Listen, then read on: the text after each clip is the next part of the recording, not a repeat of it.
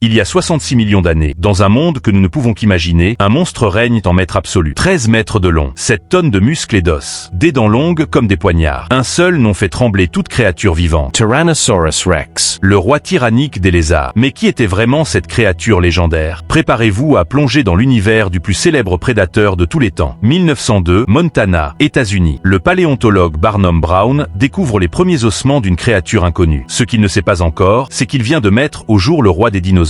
Quand Brown a vu ces énormes fémurs, ces vertèbres massives, il a compris qu'il tenait quelque chose d'exceptionnel. Les dents à elles seules mesuraient plus de 20 cm. 1905, Henry Fairfield Osborn baptise cette créature Tyrannosaurus Rex, le roi tyrannique des lézards. Un nom qui marquera l'histoire pour l'éternité. Imaginez une créature de 13 mètres de long, haute comme un immeuble de 3 étages. 7 tonnes de pure puissance. Sa tête seule mesure 1,5 m et abrite un cerveau étonnamment développé. Le T-Rex n'était pas qu'un monstre stupide. Son cerveau était proportionnellement plus gros que celui de la plupart des dinosaures. Il était intelligent, stratège et terriblement efficace. Sa mâchoire, un piège mortel. 60 dents en forme de poignard, capable de broyer 12 000 kg par centimètre carré. De quoi réduire une voiture en miettes. Les premières reconstitutions du T-Rex le montraient debout, que traînant au sol, comme un gigantesque kangourou. Erreur totale. Les scientifiques d'aujourd'hui nous révèlent une créature bien différente. Corps horizontal, queue en balancier, démarche gracieuse malgré sa taille imposante. Cette révision de notre vision du T-Rex montre à quel point nos connaissances évoluent constamment. Chaque nouvelle découverte remet en question nos certitudes et nous rapproche un peu plus de la vérité sur ces géants disparus. 1990, Dakota du Sud. Stu Hendrickson découvre le squelette le plus complet de T-Rex jamais trouvé. 90% du squelette intact. Stu devient instantanément la star des musées du monde entier. Stu nous a révélé des détails incroyables. On a pu étudier ses blessures, comprendre comment elle vivait, comment elle est morte. C'est une fenêtre unique sur le Crétacé. Stu avait 28 ans quand elle est morte. Un âge vénérable pour un T-Rex. Son squelette raconte une vie de combat. Côte cassée, infections osseuses, morsures de congénères. La vie d'un roi n'était pas de tout repos. Tu n'es pas seul. Tan, Jane, Scotty, Tree. Chaque découverte apporte son lot de révélations sur ces géants du Crétacé. Chaque T-Rex nous raconte une histoire différente. Certains étaient des colosses de 9 tonnes, d'autres plus petits mais plus agiles. La diversité était étonnante. Stan, découvert en 1987, présente un crâne percé de 2 trous parfaitement ronds, probablement les marques de canines d'un autre T-Rex. Ses blessures cicatrisées prouvent que Stan a survécu à cette attaque, nous révélant la capacité de récupération remarquable de ces animaux. Jane, surnommée ainsi car on ignorait son sexe lors de la découverte, était probablement un jeune T-Rex d'une dizaine d'années. Son étude a révolutionné notre compréhension du développement de ces géants. Contrairement aux idées reçues, les jeunes T-Rex ne ressemblaient pas du tout à leurs parents. Ils étaient élancés, rapides, probablement couverts de plumes, et chassaient des proies différentes. Une métamorphose complète s'opérait au cours de leur croissance. La mâchoire du T-Rex est une merveille d'ingénierie biologique. 1,5 m de long, capable de s'ouvrir sur 1 mètre de large. De quoi avaler un humain entier. Nos simulations montrent que la morsure du T-Rex développait une force de 57 000 Newtons. C'est 10 fois plus puissant qu'un crocodile moderne. Ses dents n'étaient pas toutes identiques. À l'avant, des incisives saisir et déchirer. Sur les côtés, des lames dentelées pour trancher la chair. Au fond, des broyeuses pour écraser les os. Le T-Rex perdait constamment ses dents, jusqu'à une par mois. Mais ce n'était pas un problème.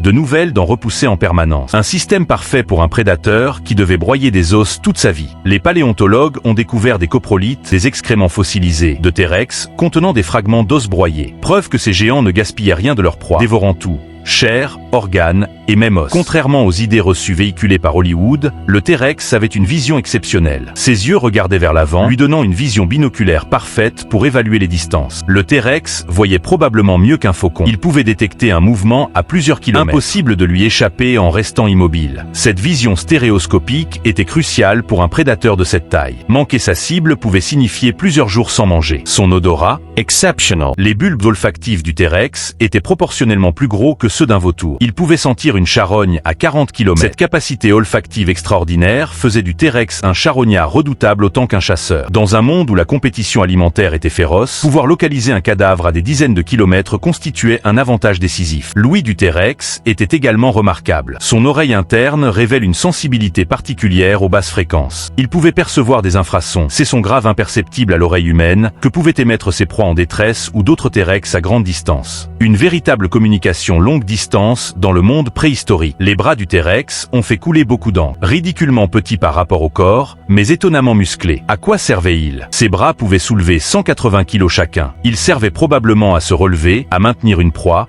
ou lors de l'accouplement. Récemment, certains scientifiques ont proposé une nouvelle théorie. Ces bras auraient pu servir à chatouiller les proies pour les déstabiliser lors d'attaques de groupe. Une hypothèse audacieuse vise la communauté scientifique. Il y a 6 millions d'années, l'Amérique du Nord ne ressemble en rien à aujourd'hui. Climat tropical, mers intérieures, forêts de conifères et de fougères. C'est le royaume du T-Rex. Le niveau de CO2 était 4 fois supérieur à aujourd'hui. Il n'y avait pas de glace au pôle. Les dinosaures vivaient même en Alaska. Le continent américain est coupé en deux par une mer intérieure. À l'ouest, l'île continent de l'Aramidia, un paradis pour les dinosaures et le territoire de chasse du T-Rex. Dans ce monde tropical, les saisons n'existaient pas comme nous les connaissons. Pas d'hiver rigoureux, mais plutôt une alternance entre saison sèche et saison des pluies. Les forêts s'étendaient à perte de vue, peuplées de conifères géants, de fougères arborescentes et des premières plantes à fleurs. Un écosystème d'une richesse inouïe qui nourrissait des millions de dinosaures. Le T-Rex ne règne pas seul. Il partage son territoire avec des géants herbivores, Triceratops aux 3 cornes, Edmontosaurus aux 1000 dents, Ankylosaurus le blindé, mais aussi avec d'autres prédateurs, Dromaeosaurus, les raptors nord-américains, Dakotaraptor le raptor géant. La concurrence est rude dans ce monde impitoyable. Chaque espèce a développé ses propres stratégies de survie dans cet environnement. Triceratops, avec son bouclier crânien et ses 3 cornes acérées, représentait un adversaire redoutable même pour un T-Rex adulte. Les paléontologues ont découvert des crânes de Triceratops portant des marques de dents de T-Rex, mais aussi des os de T-Rex perforés par des cornes de Triceratops. Ces duels titanesques marquaient le quotidien du Crétacé supérieur. Edmontosaurus, le canard géant du Crétacé, compensait sa vulnérabilité par la vie en groupe et une excellente ouïe. Ces herbivores pouvaient détecter l'approche d'un prédateur à plusieurs centaines de mètres et donner l'alerte à tout le troupeau. Une course-poursuite s'engageait alors dans les plaines du Crétacé, où seuls les plus rapides survivaient. Le T-Rex n'est pas qu'un tueur. Il est un maillon essentiel de son écosystème. Prédateur apex, charognard opportuniste, il nettoie et régule cet ancien monde. Sans les T-Rex, tout l'équilibre du Crétacé s'effondrait. Il contrôlait les populations d'herbivores, recyclait les carcasses. De vrais jardiniers de la préhistoire. Leur rôle de charognard était probablement aussi important que leur activité de chasse. Dans un monde sans insectes nécrophages efficaces, les grands carnivores assuraient l'hygiène des écosystèmes. Un bébé T-Rex ne ressemble pas du tout à ses parents. Grand comme un chien, couvert de plumes dufteuses,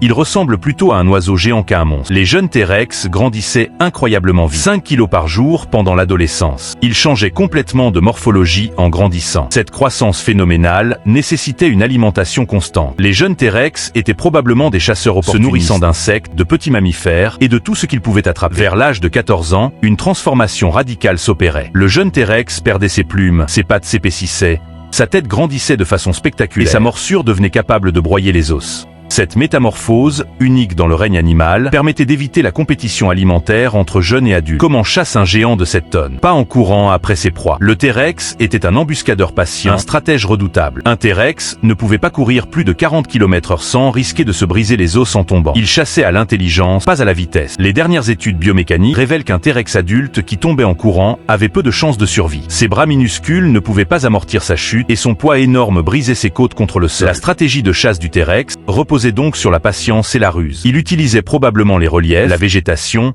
et sa connaissance parfaite de son territoire pour tendre des embuscades. Certains scientifiques suggèrent même qu'il pouvait creuser des trous pièges pour capturer ses proies. Une hypothèse révolutionnaire qui bouleverse notre vision de ses prédateurs. Le T-Rex était-il solitaire? Les dernières découvertes suggèrent le contraire. Traces de groupes familiaux, sites de nidification collective. On a trouvé des preuves de coopération entre T-Rex. Peut-être chassaient-ils en groupe, protégeaient-ils ensemble leurs petits. Des empreintes découvertes au Montana montrent 3 T-Rex adultes se déplaçant ensemble dans la même direction. Une famille, un groupe de chasse. Le mystère reste entier, mais bouleverse notre perception de ces géants. La découverte de nids communautaires suggère une organisation sociale complexe. Les femelles T-Rex pondaient probablement leurs œufs dans des aires communes, protégées collectivement par le groupe. Les jeunes grandissaient ensemble, apprenant les techniques de chasse par mimétisme. Une société de géants dont nous commençons à peine à comprendre la complexité. L'accouplement chez ces géants de cette tonne posait des défis mécaniques considérables. Comment 2 monstres cuirassés de plusieurs tonnes pouvaient-ils s'accoupler sans se blesser? Les paléontologues pensent que les rituels de séduction étaient probablement spectaculaires. Parade nuptiale, combat rituel entre mâles,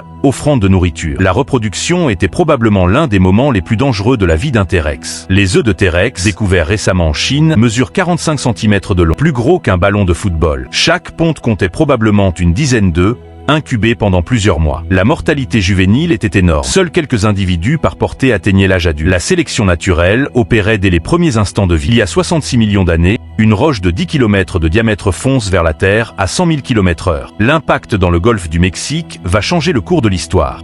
En quelques heures, l'enfer s'abat sur Terre. Méga tsunami, pluie d'acide, incendie planétaire, puis l'hiver nucléaire. Les dinosaures n'ont aucune chance. Après 165 millions d'années de règne, l'ère des dinosaures s'achève. Avec elle disparaît le roi des rois, Tyrannosaurus Rex. L'impact de Chicxulub libère une énergie équivalente à plusieurs milliards de bombes atomiques. En quelques minutes, tout l'équilibre de la planète est bouleversé. Les débris projetés dans l'atmosphère obscurcissent le soleil pendant des mois. Les plantes meurent, les chaînes alimentaires s'effondrent. Les grands dinosaures, avec leurs besoins énergétiques énormes, sont les premiers à disparaître. Mais l'histoire ne s'arrête pas là. Quelques dinosaures survivent à l'apocalypse, les oiseaux.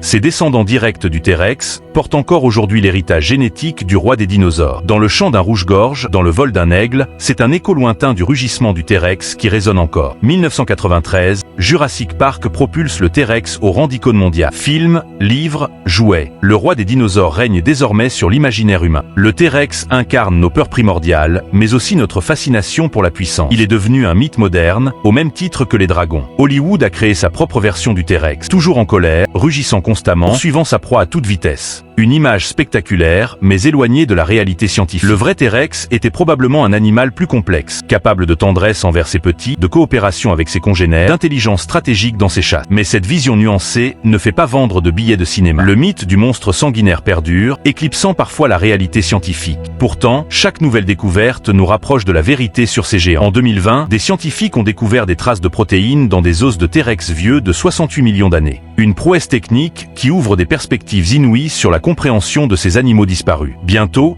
nous pourrons peut-être séquencer l'ADN du T-Rex et comprendre enfin ses liens de parenté précis avec les oiseaux modernes. Les musées du monde entier exposent aujourd'hui des dizaines de squelettes de T-Rex. Chaque spécimen attire des millions de visiteurs, fascinés par ces témoins d'un monde disparu. Les enfants du monde entier grandissent en rêvant de dinosaures, inspirés par la majesté de ces géants préhistoriques. Le T-Rex est devenu un ambassadeur de la paléontologie, suscitant des vocations scientifiques à travers la planète. Aujourd'hui, dans les musées du monde entier, le T-Rex continue de fasciner. Chaque os raconte l'histoire d'un monde disparu, d'un roi déchu mais jamais oublié. Car au final, Tyrannosaurus Rex nous enseigne quelque chose d'essentiel. Même les rois les plus puissants ne sont que de passage. Mais leur légende, elle, peut devenir éternelle. Le roi des dinosaures pour l'éternité. Dans les laboratoires modernes, les scientifiques continuent d'étudier chaque fragment d'os, chaque dent fossilisée. Les nouvelles technologies révèlent des secrets cachés depuis des millions d'années. Traces de vaisseaux sanguins, structure microscopique des os, composition chimique des tissus. Chaque analyse apporte une pièce supplémentaire au puzzle de la vie du T-Rex. L'avenir nous réserve encore des surprises. De nouveaux gisements sont découverts chaque année, livrant des spécimens toujours plus spectaculaires. Peut-être découvrirons-nous un jour un T-Rex momifié avec ses tissus mous préservés, ou des œufs contenant encore des embryons fossilisés. L'aventure scientifique du T-Rex ne fait que commencer. Et dans l'imaginaire collectif, le roi des dinosaures continue son règne éternel. Symbole de puissance et de mystère, ambassadeur d'un monde perdu, le T-Rex traverse les siècles et les cultures, rappelant à chaque génération que notre planète recèle encore 1000 secrets à découvrir. Le rugissement du roi résonne toujours, quelque part entre science et légende, dans le cœur des hommes qui n'ont jamais cessé de rêver aux géants du passé.